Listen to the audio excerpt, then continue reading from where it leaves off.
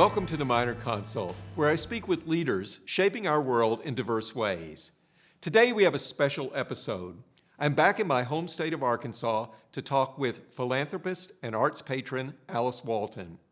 She's been instrumental in developing major projects throughout Arkansas, ranging from the world-class Crystal Bridges Museum of American Art to the Northwest Arkansas Regional Airport.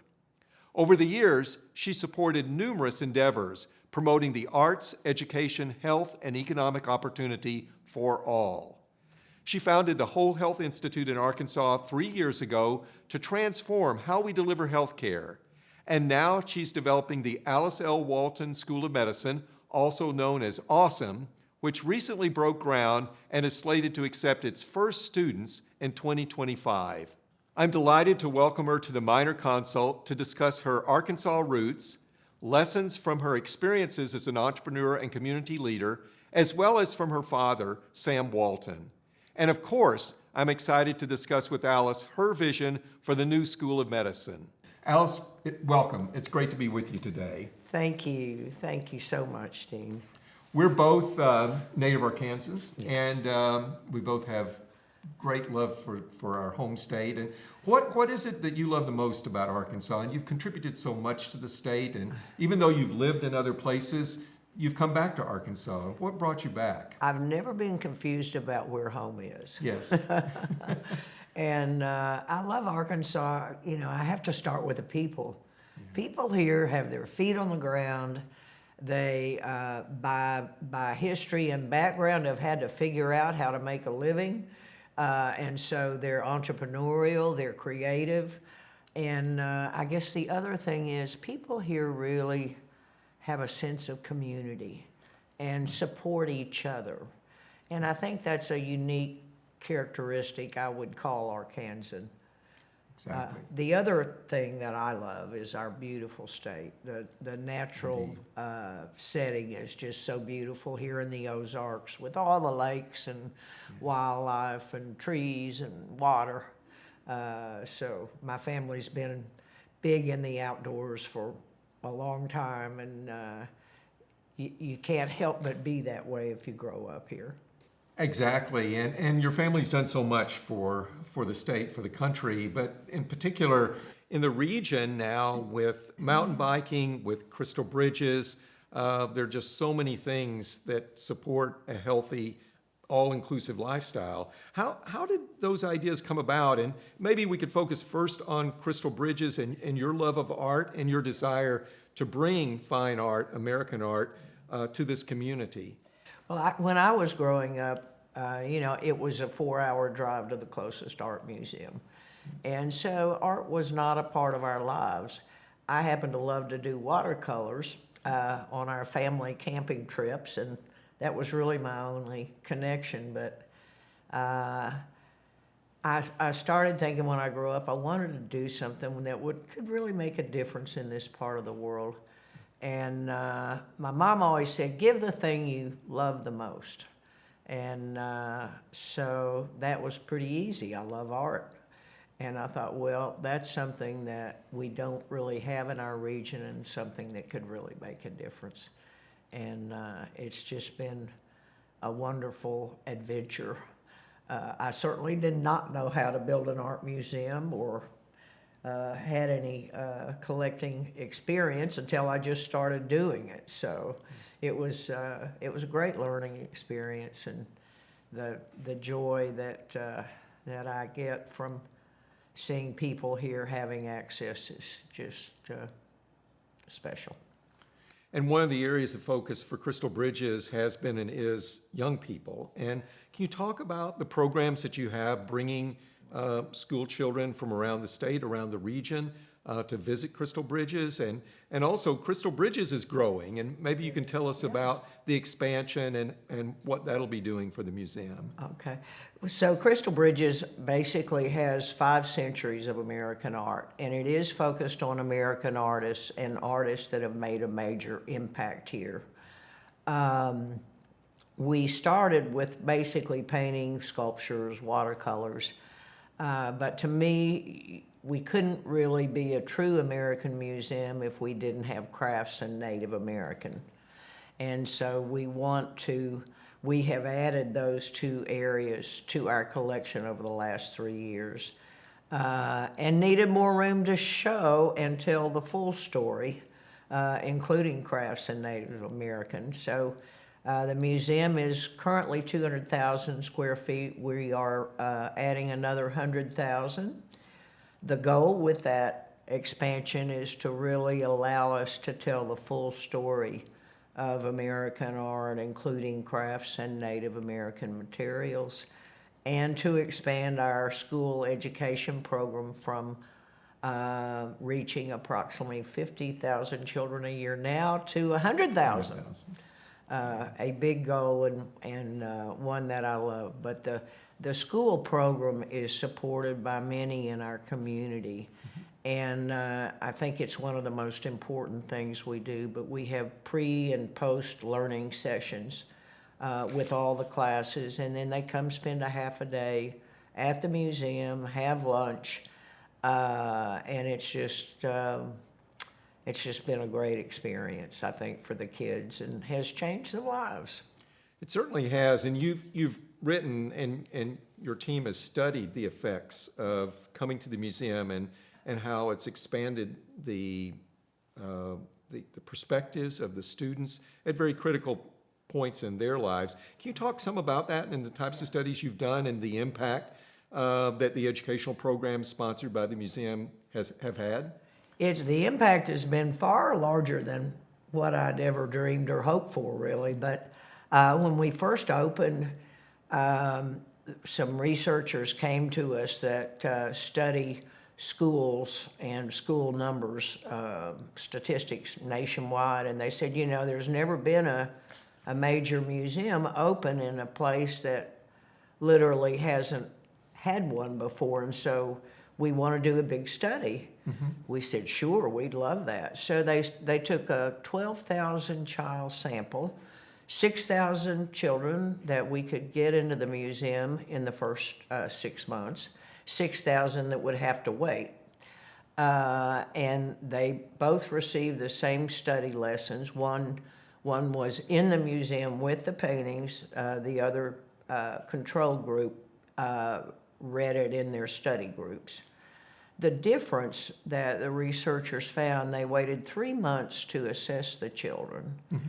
And the difference in empathy, historical empathy, the difference in retention, and the difference in problem solving were all significant in terms of the group that got to learn through art versus those that didn't.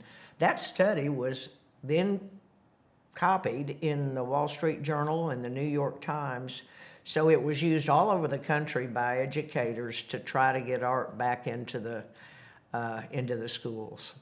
That's wonderful. Yeah. That's wonderful. It's huge impact.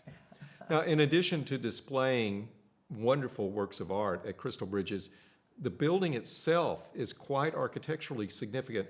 And you went through a very involved process in working with the architect on the design of the building. Can you talk about the architectural significance of the building and how the building serves its function in building bridges, bridges to the environment, bridges to different phases of art history? But I know you put a lot of thought and effort into that, and can you explain it and how it's worked? I'll start with the name, Crystal Bridges. Right. We do get some letters occasionally to Mrs. Crystal Bridges. Okay. But Crystal Springs is actually the name that the museum came for. It's a spring right on the property, a beautiful, pure spring that comes just outside the museum doors, really. But Moshe Softy is the architect, and I talked to Moshe. What I really wanted was, I knew that most people from our region had not been to museums, and in fact, when we opened, it was over 80% of the attendants had never been in a museum before.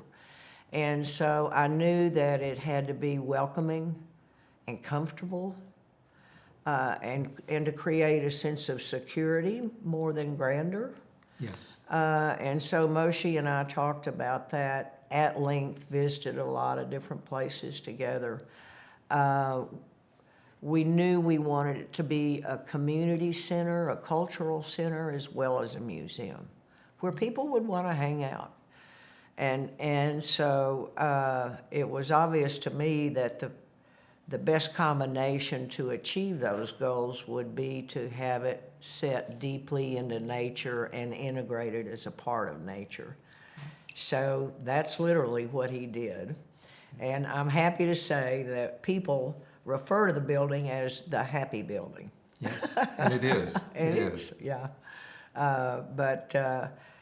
He really just, Moshe's an amazing individual, and I feel so honored to have gotten to work with him. But you know, he knew how to listen and really worked at achieving our goals and hit it over the top.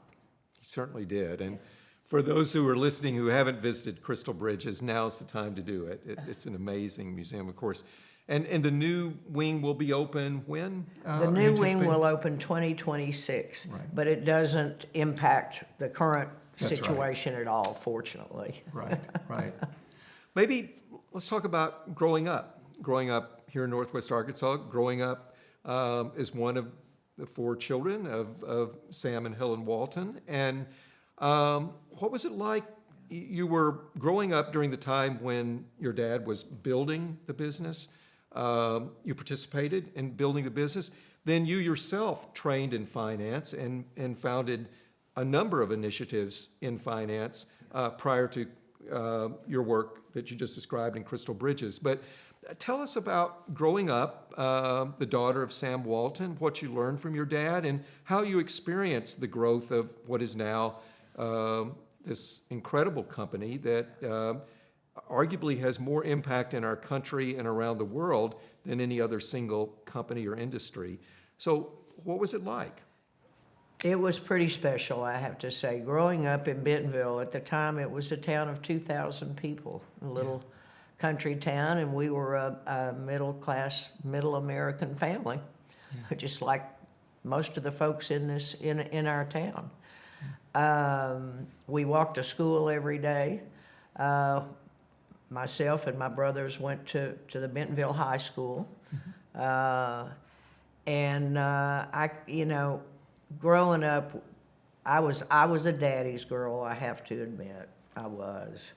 Dad would take us with him on his business trips a lot. He'd take turns taking each of us. We talked, Mom and Dad talked about the business openly at the family table, so we kind of didn't really realize how much we learned through osmosis, kind of. Yes. Growing up, we all worked at the Five and Dime on the square. My first job was dusting China horses at the age of 5. Okay. And then I graduated to wrapping presents for Christmas, but I wasn't very good at that.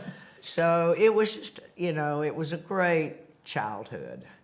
And I guess the thing that sticks with me most, Dad would always, we'd ask Dad, I was the youngest of 4 and the only girl, and we'd be out on a camping trip and say, Daddy, can I do this? And his answer was always the same. He'd say, Alice, you can do anything you want to do. Just think it through first. Yeah.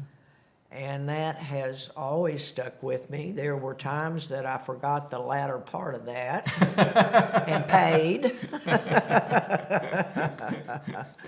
But he was always encouraging us to experiment, to adventure, to try new things. We all had our own little businesses. We had the lemonade stands, that so many children have. But growing up here was really special, really special. Indeed. I can say, as a native Arkansan and growing up as Walmart was starting to expand in our state, and my grandparents lived in Russellville, and the effect that Walmart had and has, and it's been written about a lot, but prior to really Walmart and its presence, you know, if a person in a rural community wanted to order something, there might have been a small store where they might have one selection of something that wasn't quite what they were thinking about, but that was it. Or they ordered through the Sears catalog or another catalog, and you maybe got it a couple of weeks later, and maybe it was the size you asked for, or maybe it wasn't, and then if it wasn't, you had to return it, and that was another 2 weeks. And having the immediate presence of a store that you can walk into, select items, and if you don't like it, bring it back, not have to put it in the mail, was really empowering for communities that never had that empowerment like urban dwellers had for decades. And I think as I've gotten to know your career, both through art and now what you're doing with the Whole Health Institute and the School of Medicine, I see that same thread, that same theme to bringing opportunity through the art and Crystal Bridges now through Whole Health and the School of Medicine, bringing opportunity to regions that perhaps haven't had the same opportunity that larger urban centers have had. Has that been a prominent theme as you've thought about both your business career, and I know if we go to your finance company, Llama, I think that was a goal, was to establish a finance business here in Northwest Arkansas that would have services that weren't previously available in communities like this. But it seems like that's been a central theme for you in your life, both in finance and in your philanthropy. You know, my dad cared so deeply about rural people in particular, all people, but he was a people person. But he cared about the fact that, people's quality of life was really reduced by the lack of access that they had to things and the cost without much competition. And so he was really driven by that his whole life, was how can we give people a better quality of life by giving them access to things they haven't had access to before at a value that they haven't had before.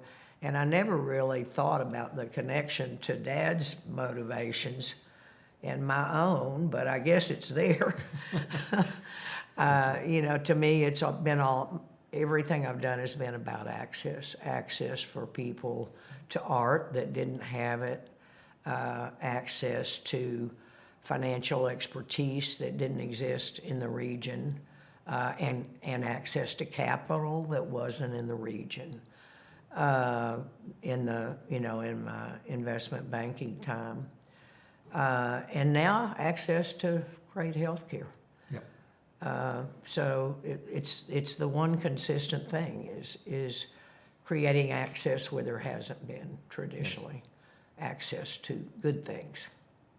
That's such a laudable and impactful goal, and you are having such impact. Maybe if we focus first on the Whole Health Institute, then on the School of Medicine, but you have a longstanding interest in health and well-being, and can you talk about the concept and the philosophy of the Whole Health Institute and how that is carrying over now to the School of Medicine?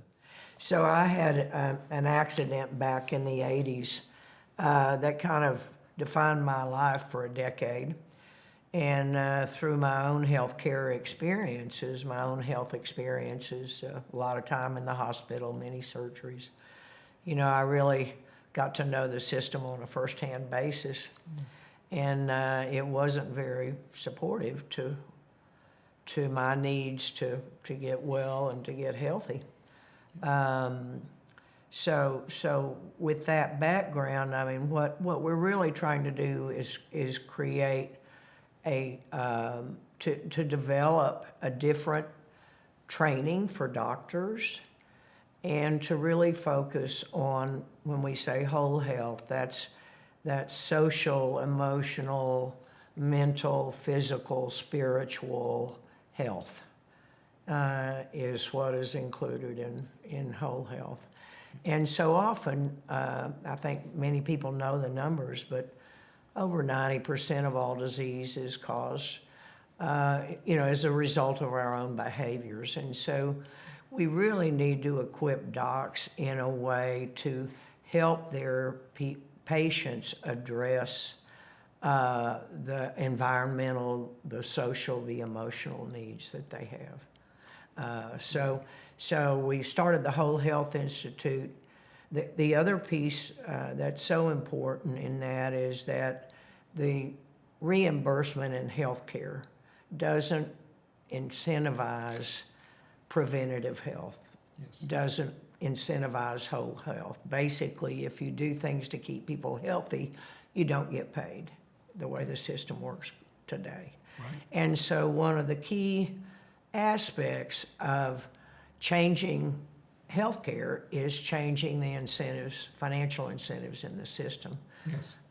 From you get rewarded if somebody gets sick and you fix them to you get rewarded for keeping them healthy. Yes. We call that value-based payment, and that's one of the critical pieces of our efforts. I've really been inspired by your vision. I have the privilege of working with you as the board chair for the Walton School of Medicine, and it's been so exciting to see the people you've attracted here, including our founding dean, Dr. Sharmila Mahija, Walter Harris, the chief operating officer, people who share your passion and your vision. And I know that now as we move into starting the school, hoping to enroll the class in 2025, can you talk about how the school fits into this vision and some of the unique attributes of this region of Northwest Arkansas with the 3 large employers and the opportunity to make this vision of whole health and value-based care a reality here, and how the school fits into that vision and that opportunity? Well, it's really exciting. So I think that the self-insured employers, we have numerous actually self-insured employers with significant plans, but I think that they hold a critical lever in the ability to change the financial incentives in the system from fee-based to value-based. We are working with the regional employers in a journey to go that direction, that's part of the Whole Health Institute's work. The med school, the students will be trained differently. We hope it is a 4-year MD granting degree with the traditional scientific basis and clinical basis. But we really want students to focus on whole health and understanding the impacts of environmental, social, emotional, and factors in a person's well-being. So That's what makes it so exciting. And I should also mention that you and your colleagues are following all the steps of accreditation, both from the state for a degree awarding institution and from the Liaison Committee on Medical Education. And I think given the dedicated people and the expertise that they have, that's going to proceed as it should. And I've appreciated how attentive you and Walter and others have been to those processes as you build this from scratch, which is what makes it so exciting. There are very few endeavors in medical education or healthcare delivery that actually are formed from whole cloth. Most of them are refashioned from existing institutions, and that's always a bit complicated, but this really is being formed based upon the principles that you've described. There's going to be a beautiful medical school home building, which is going to be on the campus of the Crystal Bridges Museum. Can you describe the building for us and groundbreaking? I'm so excited, yeah. We just had our groundbreaking. The building is done by a great Arkansas architect, Stanley Wilcox. It will have a green roof. You can literally walk up to the top of the building. It's a 4-story building from the forest at Crystal Bridges, the sculpture forest. So the students will be integrated into the campus that also holds Crystal Bridges, the Art Bridges Foundation, and the Whole Health Institute. I didn't mention, but one of the things that really brought me through my own health crisis is I use my watercolors as kind of my armor. Every time I'd have to go into the hospital for a surgery, that's what I took. And I painted where I'd rather be versus where I was.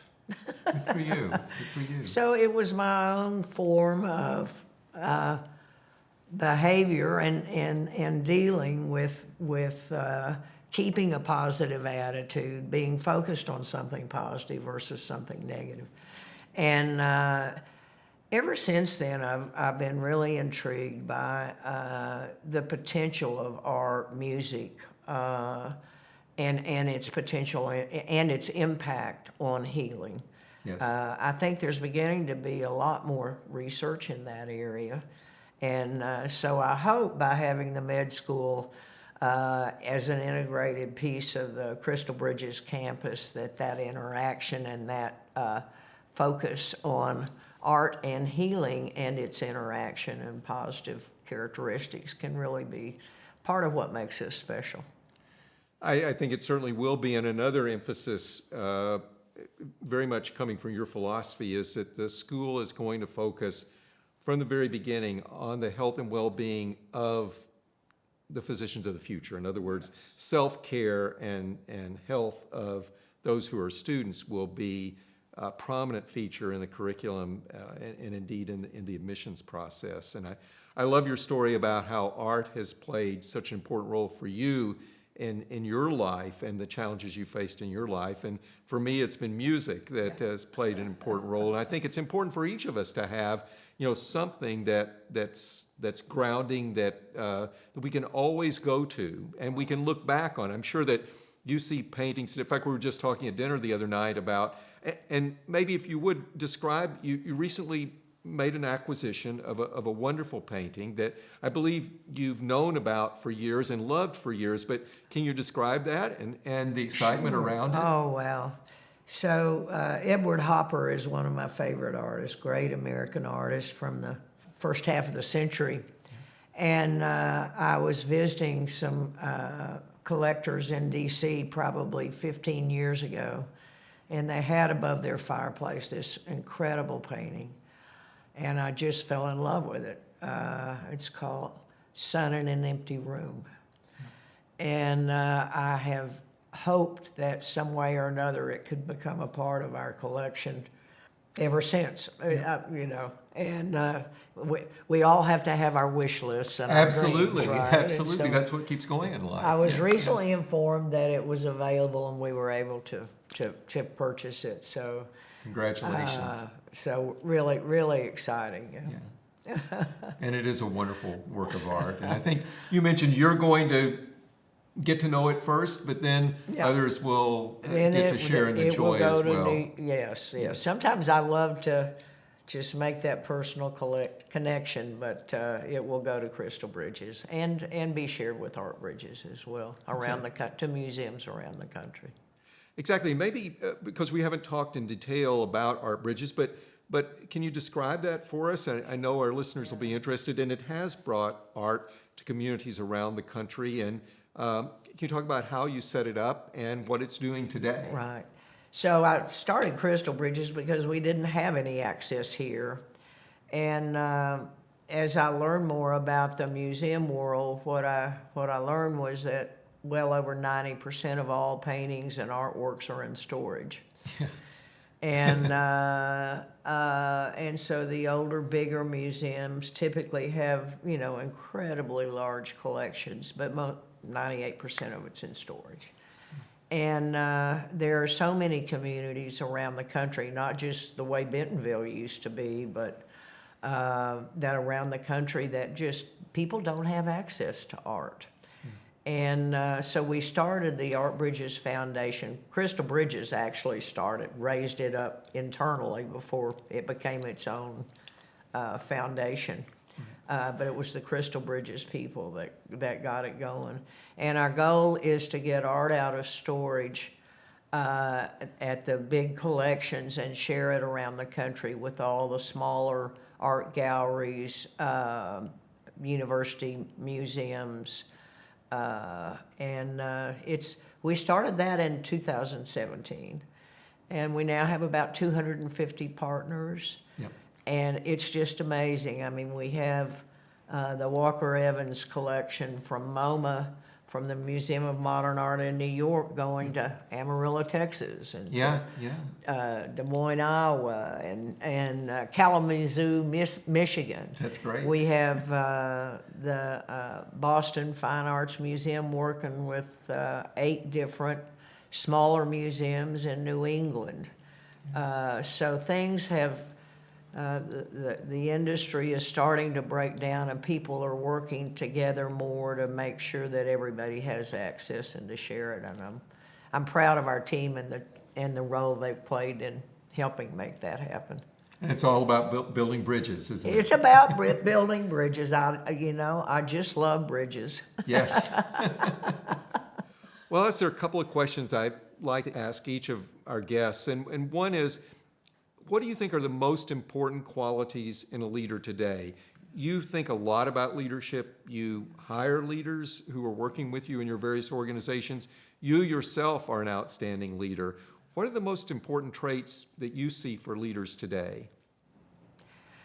I think first and foremost, empathy. Yep. For other people, and the ability to listen, to truly listen. That goes a long way. It certainly does. And that would be the first 2 things I look for. I think that, respect for other people, meeting them where they are such important characteristics in a leader. So to me, it's not the things that I think a lot of people think of, but it's that ability to interact and to listen. Yes. And to help people know that they've been heard, and that they've been taken seriously. I think that's very meaningful advice for all of us and for the world today, for sure. And then, what makes you hopeful for the future? You're an optimistic, hopeful person, but what are the key ingredients to staying hopeful? Oh, I think each of us wakes up every day, and I catch myself sometimes. We have a choice of how we want to look at the day. Does it start off wrong and you just want to keep that mindset, or do you want to flip the switch and change the scenery? Yeah. And I think that each of us has the ability to live in a positive space and to see positive things. That doesn't mean you don't analyze things, that you don't, look for the problems you have to solve. Sure. You have to do all of that, but you can do it from a positive space. Exactly. And I think really understanding how to stay in that positive space is part of what a great leader is. Well, as I can say, having had the privilege over the past year to get to know you and spend time with you, you so well exemplify those qualities of empathy and of being a great listener, of respecting everyone who has the privilege of working with you. And your optimism is infectious. All of us sense it and share it. And so thank you for all that you're doing. And we will maybe keep our listeners in touch, because I think what's going on at Awesome is going to be awesome. Thank you, Lloyd. This has been such an honor, and we are so appreciative to have you as our board chair. It's a privilege. And I'm so excited about us getting to work together and do this for our state and our region. Thank you, Alice. All right. And thank you for listening to the Minor Consult with me, Stanford School of Medicine Dean Lloyd Minor. I hope you enjoyed today's discussion with philanthropist Alice Walton. Please send your questions by email to the Minor Consult at theminorconsult.com, and check out our website, theminorconsult.com, for updates, episodes, and more. To get the latest episodes of the Minor Consult, subscribe on Apple Podcasts, Spotify, Stitcher, or wherever you listen.